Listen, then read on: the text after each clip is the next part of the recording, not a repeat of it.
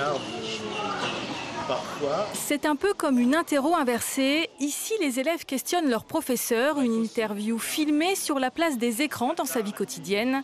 À la rédaction, c'est Salomé et Minka. Et à la caméra, Cassie.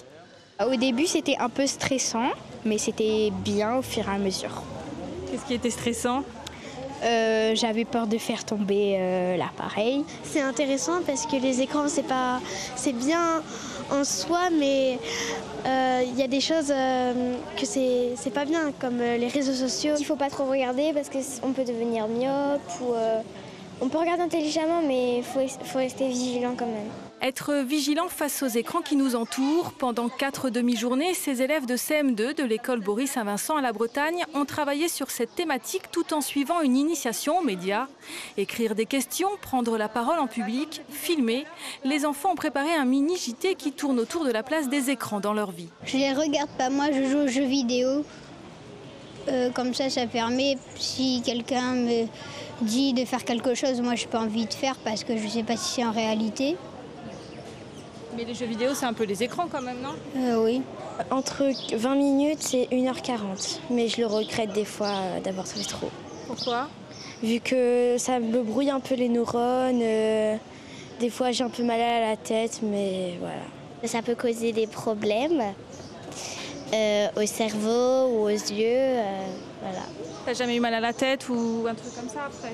Si, parfois. Ça t'arrive ? Oui. Et est-ce qu'à la maison on te dit qu'il ne faut pas trop regarder ? Oui, ma mère, elle essaye de nous limiter, et puis voilà. Pas papa ?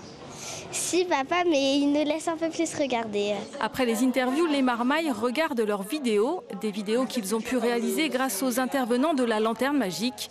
L'association dionysienne propose régulièrement aux scolaires des ateliers autour du cyberharcèlement ou encore de la relation aux écrans. En fait, ils voient qu'ils ont été sensibilisés à la fois sur les effets néfastes qu'il peut y avoir sur eux, le trouble de l'attention par exemple, ou les effets même sur les yeux, sur le port de lunettes. Il y a en effet une sensibilisation et il y en a une aussi sur le contenu en effet, sur avoir un regard critique sur le contenu qui n'est pas forcément adapté à leur âge. L'objectif, c'était de les sensibiliser aux écrans.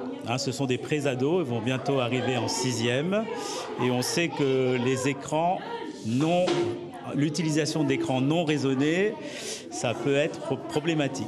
Cet atelier gratuit a été mis en place par le comité d'action citoyenne du quartier de la Bretagne qui a voulu par ce biais apprendre aux plus jeunes à se servir des écrans pour ne pas les subir.